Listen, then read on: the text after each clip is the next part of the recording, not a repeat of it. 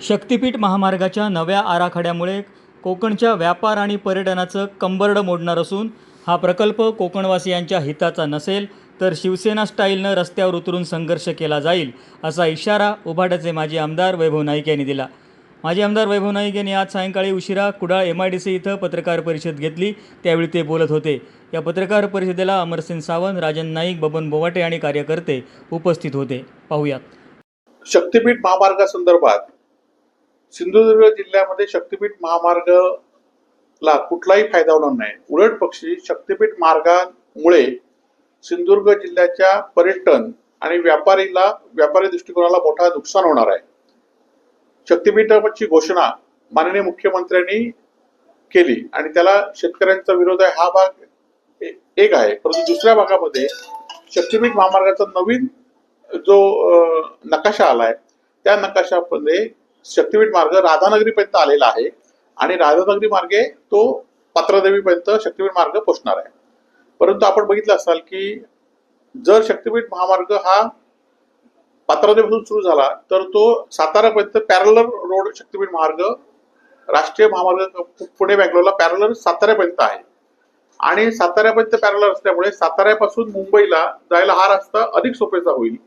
त्यामुळे भविष्यात आम्हाला भीती आहे की मुंबई गोवा मार्गे जे जाणारे लोक आहेत किंवा मुंबई मार्गे किंवा गोवा मार्गे पर्यटनाच्या सिंधुदुर्गात येणारे लोक आहेत, हे सिंधुदुर्ग जिल्ह्यात न येता पात्रादेवी मार्गे डायरेक्ट एक तर साताऱ्याला जाऊ शकतात किंवा मुंबईवर येणारे लोक हे डायरेक्ट पात्रादेवीमध्ये येऊ शकतात आणि त्यामुळे व्यापारी दृष्ट्या या महामार्गाचं सिंधुदुर्ग जिल्ह्यात मोठं नुकसान होणार आहे।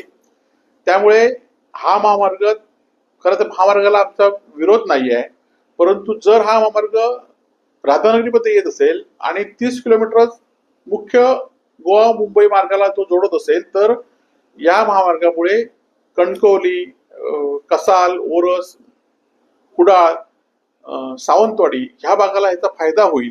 मालवण, वेंगुर्ल्यातले पर्यटक या शक्तिपीठ महामार्गामुळे जिल्ह्यातच राहतील, परंतु जर असा महामार्ग झाला तर मात्र गोव्याला येणारे पर्यटक हे डायरेक्ट गोव्याला जातील आणि सिंधुदुर्ग जिल्ह्यातील जसं आता आपण बघितलं असाल की अखेर सावंतवाडी शहर बाजूला पडलं मुंबई गोवा मार्गामुळे, तसंच भविष्यात शक्तिपीठ महामार्ग झाला तर भविष्यात आम्हाला भीती आहे की शक्तिपीठ महामार्ग झाला तर कुडाळ, कणकवली, कसाल वगैरे ही जी महामार्गाची शहर आहेत ती बाजूला पडतील। मालवण आणि वेंगुर्ल्याचा जो पर्यटक आता हळूहळू सुरू झालेला आहे तो सुद्धा बाजूला पडेल आणि लोक डायरेक्ट शक्तिपीठ मार्गाने मुंबई एक्सप्रेस हायवेवरून साताऱ्यावरून डायरेक्ट पात्रादेवीला उतरतील आणि त्यामुळे या शक्तिपीठाचा विचार करताना सिंधुदुर्ग जिल्ह्याचा विचार करावा अशी आमची मुख्यमंत्र्यांना आणि मंत्री महोदयांना आमची विनंती आहे। असेल किंवा त्यांच्या यांची कुठे जमीन असेल त्या दृष्टीने ते म्हणत असतील, त्यामुळे त्यांच्या विरोधाला कारण गेल्या महामार्ग आणि आताच्या महामार्गामध्ये आंबोलीमध्ये काय मोठा फरक नाहीये,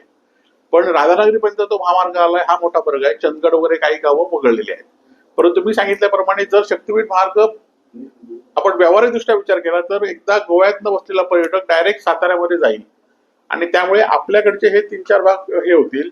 म्हणून शक्तिपीठ महामार्गाचा शिवसेना आमचा विरोध आहे, परंतु व्यापारी महासंघाने सिंधुदुर्ग जिल्ह्यातल्या पर्यटन व्यावसायिकांनी ह्याचा विचार करावा आणि त्यांनी जर विचार केला त्यांना जर विरोध असेल तर आमचा शिवसेना या संदर्भात रस्त्यावर उतरेल। महामार्ग याचा सिंधुदुर्ग जिल्ह्यासाठी नेमका फायदा काय आहे याचं खरं तर पालकमंत्री किंवा सत्ताधारी मंत्र्यांनी याचा किंवा सत्ताधारी जे खासदार आहेत, आमदार आहेत किंवा हे शक्तिपीठ महामार्गाचा सिंधुदुर्ग जिल्ह्याला व्यापारी दृष्ट्या आणि पर्यटन दृष्ट्या काय फायदा आहे याचा पहिला खुलासा करावा आणि नंतर त्यांनी या संदर्भात भूमिका जाहीर करावी।